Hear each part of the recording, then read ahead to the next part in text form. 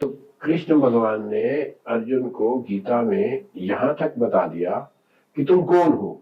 ईश्वर ने बताया, ईश्वर ने बताया कि तुम एक आत्मा हो, ना ये मरती है, ना ये केवल हम वस्त्र बदलते हैं, बहुत कुछ समझाया। पर इसके पश्चात भी अर्जुन को समझ नहीं आया था, और अल्टीमेटली जब नहीं समझ में आया तो उसको समझाने के लिए ईश्वर ने जब अपना विराट रूप दिखाया तो उसको सब समझ में आ गया। अब सबसे पहले यह है कि मन क्या है। मन जो है ये है हमारे विचार। दुनिया में जो कुछ भी चल रहा है वो हमारे मन से चल रहा है, ठीक है। आप कुछ भी सोचते हो, आपका ये सारा संसार, सारी इच्छाएं, सारे लालच, हर चीज जो भी आप करते हो उसकी शुरुआत एक विचार से होती है।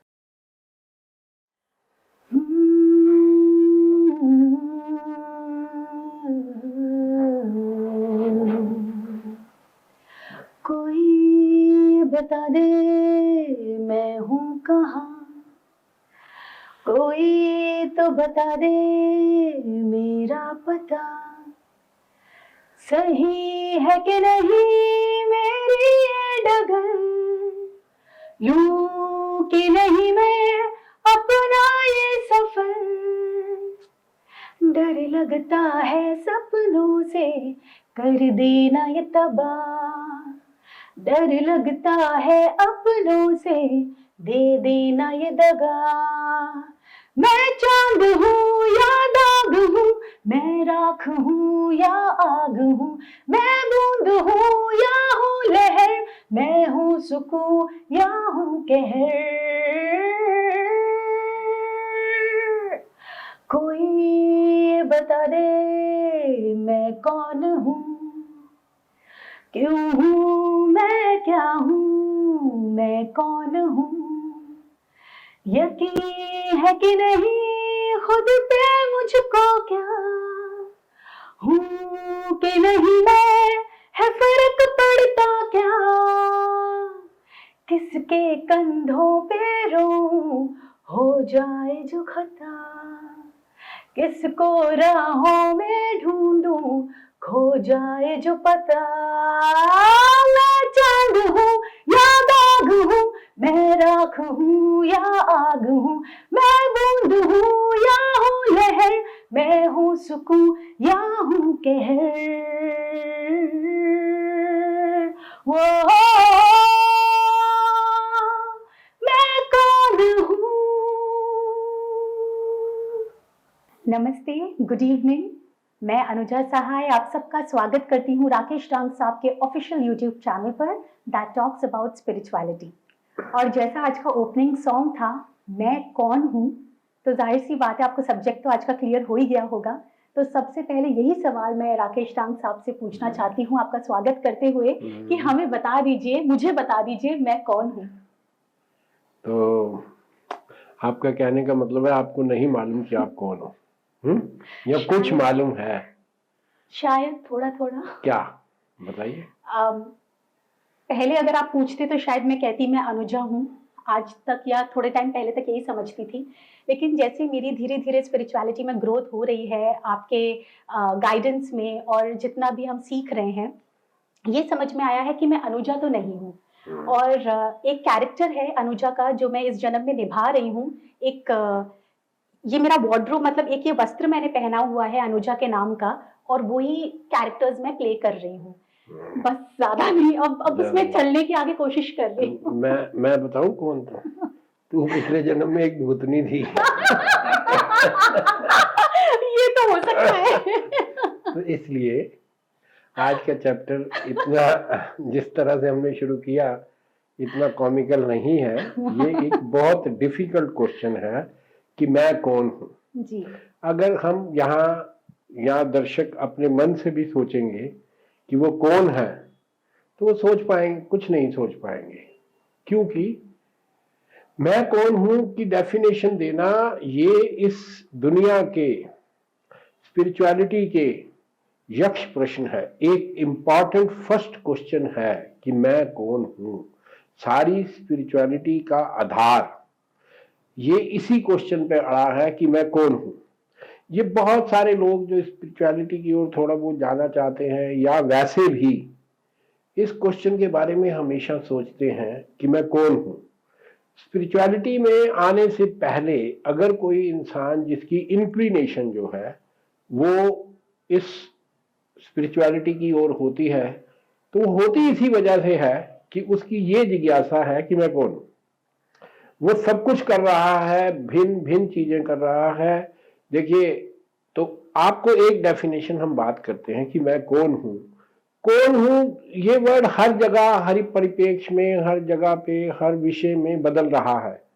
मैं धर्म की बात करूंगा तो मैं हिंदू हूँ, मैं प्रोफेशन की बात करूंगा तो मैं एक चार्टर्ड अकाउंटेंट हूँ, मैं रिश्ते की बात करूंगा तो मैं एक पिता हूँ, पुत्र हूँ, पति हूँ।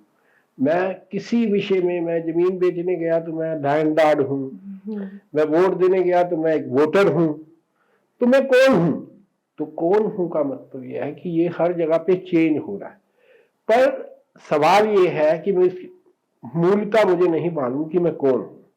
तो आज हम इसी विषय पे थोड़ा सा खोज करते हैं। तो रमन ऋषि एक अपने इंटरव्यू में जवाब देते हुए कहते हैं कि कौन हूं का जवाब देना संभव नहीं है। क्यों संभव नहीं है ये आप देखिए कि मैं पूछ रहा हूं कि मैं कौन हूं। मैं कौन हूं प्रश्न का उत्तर देना इतना मुश्किल है कि आज तक इस प्रश्न से मुश्किल दुनिया में कोई प्रश्न ही नहीं हुआ। उसका कारण है, देखिए, अगर मैं ये कहता हूं, इस क्वेश्चन की आप गहराई को समझें कि मैं कौन हूं का जवाब कौन देगा? मैं। अगर मैं जवाब देता हूं तो इसका मतलब है कि मुझे पता है कि मैं कौन हूं। एक कैमरा है, आप कैमरा दिखा रहे हो मुझे, अब कैमरा सब कुछ बता रहा है, ये अनुजा है, ये डांग साहब है, ये फोटोज लगी हुई है, ये है, वो है। पर ये कैमरा कौन है? कैमरा अपने आप को कैसे बताएगा? देखने वाला अपने आप को नहीं देख सकता। मेरी आंखें सब कुछ देख रही हैं पर मैं अपने आप को नहीं देख सकता। तो इसी तरह से ये प्रश्न है कि अगर मुझे अपना ही जवाब देना है तो मैं कैसे दूंगा? अगर मैं उसकी खोज में कहीं जाता हूं तो उस खोज में मैं पाऊंगा कि ये जवाब तो मैं दे रहा हूं, तो इसका मतलब मैं हूं, मुझे पता है कि मैं क्या हूं। तो इसका पर कुछ तो हूं मैं, कुछ तो मेरा मूल स्वरूप है। क्योंकि मैं हूं, अगर मैं हूं तो वो मैं कौन हूं भी है। तो इसके जवाब में रमन ऋषि ने कहा कि आप जो सोच सकते हो इस दुनिया में कि आप वो हो, आप वो नहीं हो। देखिए, आप जो भी सोच सकते हो कि मैं सीए हूं तो आप मूलतः सीए नहीं हो। आप ये सोचते हो कि मैं एक धनी व्यक्ति हूं, धन चला जाएगा, आप धनी नहीं हो। आप ये कहो जी आप मैं हिंदू हूं, आप धर्म परिवर्तन हो जाएगा तो कहोगे फिर ये कुछ और हो गया। आप किसी देश में रहते हो, दूसरे देश में चले जाओगे तो कहोगे मैं तो पहले भारत का नागरिक था, मैं इंडिया का। तो जो चीजें चेंज हो रही हैं, जो हमेशा से, उसका मतलब आप वो तो हो नहीं सकते। आप परिस्थिति, समय और हालात के अनुसार अपने आप को बदल रहे हो। तो फिर कौन हूं? तो उन्होंने कहा कि जो कुछ भी आप सोच सकते हो कि मैं ये हूं, आप वो नहीं हो। तो अब अल्टीमेटली जब आप सारे क्वेश्चंस कर लोगे, सारे क्वेश्चंस कर लोगे कि मैं ये हो सकता हूं, मैं ये हूं, मैं ये हूं, मैं ये हूं, जब आप अपनी डिस्कवरी कर लोगे पूरी, इसे कहते हैं इंटरनल डिस्कवरी। जब आप अपनी पूरी डिस्कवरी कर लोगे, आप अपनी हर चीज के बारे में सोच लोगे, तो आपको एक विचार से पता चलेगा कि मैंने इतने सारे विचार से सोची। देखिए, अब मैं आपको बता दूं कि आप कौन हो, समझाने की कोशिश करता हूं। जो बहुत सारे हमारे ऋषियों ने, इवन हमारे ग्रंथों ने, पुस्तकों ने, बहुत सारे स्कॉलर्स ने इसके बारे में विवेचना की, इसके बारे में डिस्कशन की। तो उस डिस्कशन में अल्टीमेटली क्या आया? उसमें अल्टीमेटली आपने महाभारत में, गीता में अर्जुन को गीता के श्लोक सुनाकर, गीता समझाकर, गीता सब कुछ पूछने की कोशिश की, उसको समझाने की कोशिश की अर्जुन को। तो अर्जुन हमेशा कहता था पर मैं तो नहीं, मैं कौन हूँ? मुझे उससे समझाने की कोशिश कर रहा है, तू क्षत्रिय है, तू युद्ध कर, तू ये कर। वो कहे नहीं, मैं तो नहीं करता, मुझे पता ही नहीं मैं कौन हूँ। उसने यहां तक भी कृष्ण भगवान ने सारा आत्मा का ज्ञान भी बता दिया कि कोई तू कुछ नहीं है, तू एक आत्मा है, तेरे ये पुराने जन्म थे, तेरा ये था, तेरा वो था। उसके बावजूद भी उसको समझ नहीं आई थी। तो कृष्ण भगवान ने अर्जुन को गीता में यहां तक बता दिया कि तुम कौन हो। ईश्वर ने बताया कि तुम एक आत्मा हो, ना ये मरती है, ना ये केवल हम वस्त्र बदलते हैं, बहुत कुछ समझाया। पर इसके पश्चात भी अर्जुन को समझ नहीं आया था। और अल्टीमेटली जब नहीं समझ में आया तो उसको समझाने के लिए ईश्वर ने जब अपना विराट रूप दिखाया तो उसको सब समझ में आ गया। उसे सब समझ में आ गया कि मैं कौन हूं और ईश्वर कौन है। तो हमारा जो मूल प्रश्न का उत्तर है कि मैं कौन हूं जानने का, ये समझ तो तभी आएगा जब वो विराट रूप नजर आएगा। क्या बात है। अब वो कैसे आएगा, कैसे उसको खोजेंगे, ये हम चर्चा में आगे बढ़ाएंगे, क्योंकि ये प्रश्न बहुत तंग करेगा आपको। और ये प्रश्न जो है यही स्पिरिचुअलिटी का बीज भी है, यही स्पिरिचुअलिटी का अंत भी है। बीज जानने की जिज्ञासा है, और जब उत्तर मिल जाएगा तो फिर आपको जानने के लिए कुछ नहीं रह जाएगा। फिर आप हमारे ना लेक्चर सुनोगे, ना कोई पुस्तक पढ़ोगे, ना कुछ करोगे, अपने आप ही सब कुछ कर लोगे। तो यहाँ से हम शुरू कर रहे हैं। तो इस सीरीज में, क्योंकि इसमें बहुत कुछ होने वाला है, क्योंकि ये सीरीज ये एक मूल प्रश्न है, तो इसी प्रश्न से ही सारी स्पिरिचुअलिटी निकलनी है, इसलिए नए साल में शुरू किया है ताकि इसको हम आगे आगे बढ़ाते जाएंगे। और कैसे ये बढ़ेगा तो उसके लिए हम थोड़ा सा आगे तक जाएंगे आज, बाकी अगले चैप्टर में करेंगे। तो अनुजा जी, आप अपना सवाल पूछिए कि आप क्या जानना चाहती हैं कि मैं कौन हूं के बारे में, क्या और क्या जानना चाहती हैं। मैं आपको ये बता चुका हूं कि इसका विज्ञान है कि मैं एक आत्मा हूं। अब ये क्या आपको ये बिलीव हो रहा है कि ये बात ठीक है? हाँ, ठीक हो रहा है। इतना तक मैं पहुंच पाई हूँ कि जहां मैं इस चीज को एक्सेप्ट कर पाऊं कि हाँ, मैं एक सोल हूँ, एक सोल पावर होती है और एक आत्मा होती है। हाँ, तो अभी आप जो समझी हैं, ये सिर्फ थ्योरिटिकल लेवल पे। जी। तो अगर मैं कहूँ कि नहीं होती कोई आत्मा, हाँ। कुछ नहीं होता, ये तुम्हारे मन का भ्रम है, अच्छा, तो आप कैसे सोचेंगी? मैं ये सोचूंगी कि बड़ी मुश्किल तक मैं यहाँ तक पहुंची हूँ कि एक आत्मा होती है और मैं एक सोल हूँ। हाँ, तो फिर मुझे वापस रिवर्स तो जाना आप पड़ेगा। रिवर्स नहीं जाइए, आप ठीक पहुंची हैं। आपने एक बीज को जी। जन्म दे दिया है जी। कि मैं जानना चाहती हूँ कि अगर मैं अब आत्मा हूँ, जो कि कृष्ण ने भी कहा, गुरु नानक ने भी कहा, हमारे स्क्रिप्चर्स में भी सब में यही है, हमारे धर्म सारे के सारे इसी बात को ही कर रहे हैं। जब ये सब है तो फिर वो आत्मा कहाँ है? हाँ। सबसे बड़ी इस विज्ञान को समझने की जरूरत है कि वो आत्मा कहाँ है। तो मैं इसको थोड़ा आपको समझाने की कोशिश करता हूँ। देखिए कि अगर हम अपनी बॉडी की, अपनी अस्तित्व की संरचना समझें, हम इसका फिजियोलॉजिकली समझें कि हम कौन है, तो देखिए अब एक हमारा मन है। अब सबसे पहले यह है कि मन क्या है। मन जो है ये है हमारे विचार। दुनिया में जो कुछ भी चल रहा है वो हमारे मन से चल रहा है। ठीक है, आप कुछ भी सोचते हो, आपका ये सारा संसार, सारी इच्छाएं, सारे लालच, हर चीज जो भी आप करते हो उसकी शुरुआत एक विचार से होती है। बिल्कुल। और वो विचार जो है वो एक, समझ लीजिए कि वो मेरा एक मैं हूं। उन विचारों का संग्रह जो है ना, वो मैं हूं। मैं कौन हूं? जैसे मेरे विचार हैं। आप कई बार हम इसको बड़ी प्रैक्टिकली भी रिलेट करते हैं। कोई दयालु है, कोई कहता है ये परोपकारी है, कोई कहता है ये पापी है, ये निर्दयी है। ये तो ये सब विचारों से है। ये विचारों से ही इंसान को पता लगता है कि कोई इंसान क्या है। तो ये जो विचार है ये कहाँ रहती है? ये सबसे पहले है कि ये विचार हमारे कहाँ रहते हैं। तो ये विचार हमारे हृदय में रहते हैं, कहते हैं ना दिल। अब सब लोग कहते हैं कि दिल की सफाई रखो भैया, सब दिल की सफाई का मतलब क्या, विचारों की सफाई रखो। विचारों की सफाई।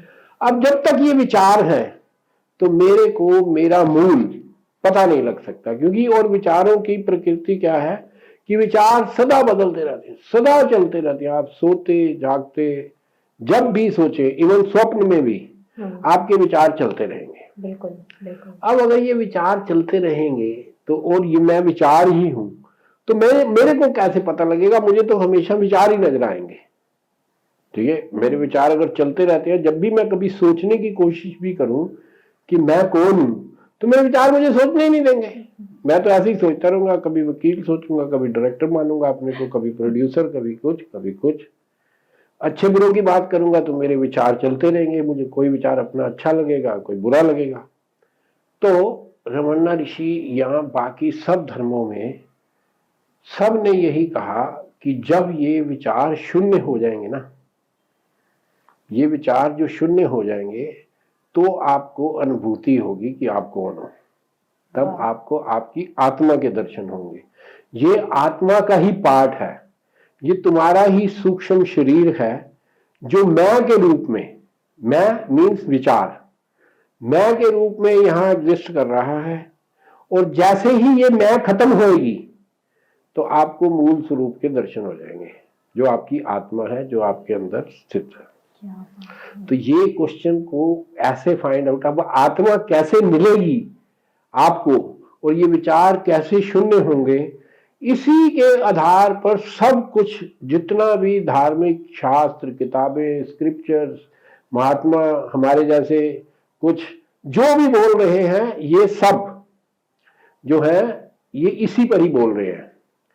ये इसी आत्मा के दर्शन कराने के लिए ही सारे धर्म, scriptures, Gita, Quran, Bible, Jesus Christ, Guru Nanak देव, जितने भी लोग जिन्होंने ये पाया है वो यही बात को बोल रहे हैं। पर अब फिर ये बताओ कि ये सिर्फ बोलने से तो प्राप्त नहीं होगी। बोलने वाले अब यहाँ तक पहुंचा दिया, यहाँ आगे तक और तो पहुंचा पहुंचा दिया है, आपको तो बहुत आगे जाना है। यहाँ तक पहुंचने से काम नहीं बनेगा, क्योंकि ये तो सिर्फ आपको थ्योरेटिकली थोड़ा सा ज्ञान हुआ है कि भाई ये है। अब इसी को साधने के लिए, अब इसी को साधने के लिए सारी विधियां बनाई दुनिया ने। अब जैसे प्राणायाम कहते हैं, प्राणायाम का क्या मतलब है कि आपका ध्यान अपना आपने केंद्रित कर लिया अपने श्वासों पे। जैसे आपने सांस पे केंद्रित किया तो आपके बाकी विचार सारे शून्य हो गए, तो आपको रिलीफ हो गया। क्योंकि अभी क्या हुआ है, आपका सिर्फ एक विचार है, भाई श्वास पर विचार है। जैसे ही वो कंसंट्रेट हुए तो आपको लगा यार बड़ा मजा आया। ये मैं आपको इसलिए बता रहा हूं कि श्वास शून्य करने की विधि जो है, यही है, तो यही तरीका तो यही है कि जब तक ये विचार मेरे चलते रहेंगे तब तक मैं सोच लूं कि मैं पा लूंगा कुछ, किसी चीज से कुछ नहीं मिलेगा। आप पुस्तकें पढ़ लें, आप सत्संग सुन लें, आप जो मर्जी कर लें, सबसे पहले तो एक तड़प चाहिए कि मुझे ये देखनी है, ये मुझे देखना है। और इसको देखने की तड़प के ऊपर ही आप अपने विचारों को शून्य करने की सोचोगे। और वो विचारों को शून्य करने के बहुत सारे तरीके जो हैं वो हम फॉलो करते रहते हैं कि भाई ये। पर अब यहाँ मैं आपको थोड़ा सा एक और बात समझाने की कोशिश करता हूँ कि ये जितने भी तरीके हैं, जितनी भी विधियां हैं, प्राणायाम है, विपासना है, दुनिया जान की कर्म योग, कर्म क्रिया करते हैं, बहुत सारी क्रियाएं लोग कराते हैं। अब इनमें का क्या, ऐसा नहीं है कि इससे कुछ प्राप्त नहीं होता, पर इससे जो भी प्राप्त होता है ना वो मोमेंटरी होता है। आप सांसें कितनी देर होल्ड कर लोगे, जितनी देर होल्ड करोगे थोड़ी देर आपका ध्यान लग जाएगा, उसके बाद फिर वैसे ही। आप बुद्धिज्म वाले चैंटिंग कराते हैं, हम सारा राम राम राम राम राम करते रहते हैं, वो सिर्फ यही है कि ध्यान को हम एकत्रित करें। और जैसे ही ध्यान एकत्र होगा तो उसके बाद फिर ये हमें आत्मा के दर्शन होने के चांसेस हैं। पर ये जब तक हमारे विचार ही शुद्ध नहीं होंगे तब तक तो बहुत मैल है, वहां तक नहीं पहुंचा जाएगा। अगर हमें परमानेंटली पहुंचना है तो वो जो विकार जो हम अभी तक अपने चैनल पे डिस्कस करते आए, जी, ये सारे के सारे विचार जो हैं ये मेरे से रिलेटेड होते हैं। मेरे से मीन्स अहम, मेरे अहम में जितने भी विचार हैं वो सारे मेरी वॉइसेस से रिलेटेड है। आप कभी अपने विचारों को सोच के देख लेना कि आपका हर विचार दुनिया में, ये सोचना शुरू करना, आपका मीटर चल पड़ता है जल्दी। ये सोच के करना कि आपको जितने विचार आते हैं उसमें आपकी सारी की सारी वासनाएं होंगी। बिल्कुल, इसके एब्सोल्युटली, अलावा कोई विचार नहीं आएगा आपको।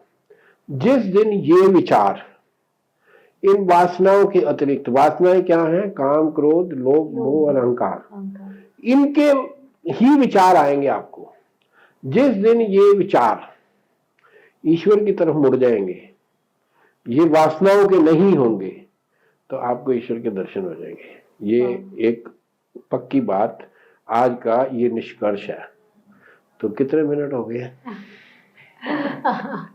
तो इस हाँ, 1 मिनट 15-16, तो एक और भाई, एक अदर क्वेश्चन ले लेते हैं ना। तो करूं, कंटिन्यू करूं? हाँ, तो सर, आप हमेशा अपने हर एपिसोड में हमें बताते ही हैं ये जो 5 विकार हैं जिससे सारी समस्याएं हैं, ये आपने भी बहुत खूबसूरती से बताया कि इसका अगर हम ध्यान पूरा ईश्वर की तरफ मोड़ दें तो उस आत्मा से परिचय हो जाएगा, और ये जितना मैल उस आत्मा पे चढ़ा हुआ है लेयर बाय लेयर, वो सारी लेयर्स हटनी चालू हो जाएंगी। But again as you said कि हम इन सब चीज़ों को थ्योरेटिकली तो सुनते हैं, एक्सेप्ट भी करते हैं एक हद तक, but when it comes to implementing it practically, सारा चैलेंज तो वहीं आ जाता है। और आपने जो सिखाया है वो कोशिश ही कर पाते हैं, और आई थिंक ये एक बहुत ही चैलेंजिंग जर्नी होती है। तो उसका भी कुछ रास्ता बता दें कि शुरुआत कहाँ से करें कि देखिए, शुरुआत तो मैंने आपसे करवाई दी है कि कही ये दी। क्वेश्चन शुरू हो गया है कि मैं कौन हूं, इसको जानने के लिए। इस क्वेश्चन के बेसिस भी जानने के लिए मुझे पता लग गया कि मेरे को अपनी आत्मा को खोजना है। जी, ठीक है, तो कोशिश तो शुरू हो गई, गोल तो पता लग गया कि भाई जाना कहाँ है, वो तो पता चल गया कि भाई आत्मा को खोजना है।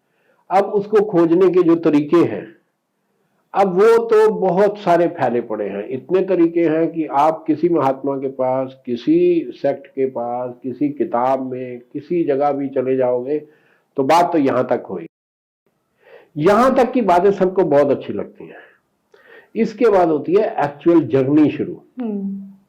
आपके लिए एक्चुअल जर्नी शुरू होगी कि अब आपको एक एक कर्म जो आप करोगे, क्या उस कर्म की कसौटी को आप नाप सकते हो? आप जो भी कर्म कर रहे हो, कभी आपने सोचा है मैं ये कर्म कर रहा हूं, ये कर्म ठीक है या गलत है? ये कर्म ठीक है या गलत है? अगर आप हर कर्म को ठीक मान के करोगे और समझ के करोगे तो मुझे लगता है आप इस जर्नी पर खरे उतरेंगे, चालू हो जाओगे कि ठीक है भाई, हमने शुरू कर दिया है जी। हाँ, उसे कहते हैं क्लीनिंग। क्योंकि आप कर्म सही करते ही नहीं हो। आप कर्म क्या है? मैं बहुत सारे कर्म हैं जो स्पिरिचुअल लॉस, हम पीछे भी कई बार डिस्कस किया है, आगे की जर्नी में हम इसको डिस्कस भी करेंगे और ज्यादा डिस्कस करेंगे कि कर्मों का आधार क्या होता है। कर्मों का आधार है कि आप, हालांकि आप बहुत बार मैं कह चुका हूं, कर्मों के आधार में ज्यादातर कर्मों में आप ऐसे करें, अगर किसी के साथ कर रहे हैं तो आप ऐसे करें कि भाई वैसा ही कर्म कोई मेरे साथ करेगा तो मुझे ठीक लगेगा, नहीं लगेगा? बिल्कुल भाई अगर डायरेक्टर साहब हैं, हमारे से फीस भी मांगेंगे कि भाई कितनी फीस होनी चाहिए जी, तो मैं कहूं कि यार ये जो फीस मांग रहा है, अगर मैं डायरेक्टर होता तो मुझे भी उतनी बनती थी, तो इसकी फीस ठीक है। अगर हमारी सीट चेंज हो जाएगी और मुझे लगेगा नहीं यार मैं तो इससे कम में भी काम कर लेता है, तो मैं कहूँगा नहीं नहीं इसको कुछ घटाओ यार। अगर तो वो मान जाएंगे तो ठीक है। अब वो मुझे फुसला दें कि भाई इतनी तो होती है जी, ऐसे मुझे पता नहीं है, और बाद में मुझे पता लगे जी हमारी तो लग गई है, तो वो कर्म ठीक नहीं है जी। मैं वही कह रहा हूं कि हर इंसान को आपके जितने विचार आते हैं, अगर आप उन विचारों का एनालिसिस करोगे तो आप पाओगे वो किसी वाइसिस के अगेंस्ट आए हैं, और उसका लेवल हमें पहले लोअर करना है।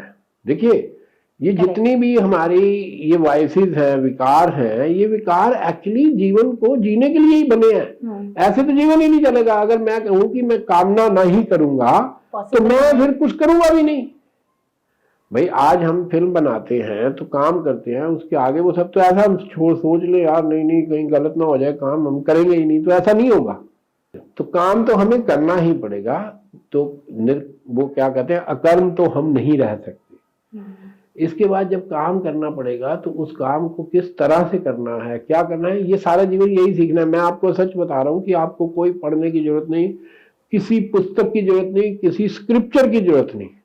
आप ईमानदारी से अपने अंदर सोच के कि मैं न्याय कर रहा हूं, मैं सही कर रहा हूं, मेरे काम में लालच की जो प्रवृत्ति है वो कम है।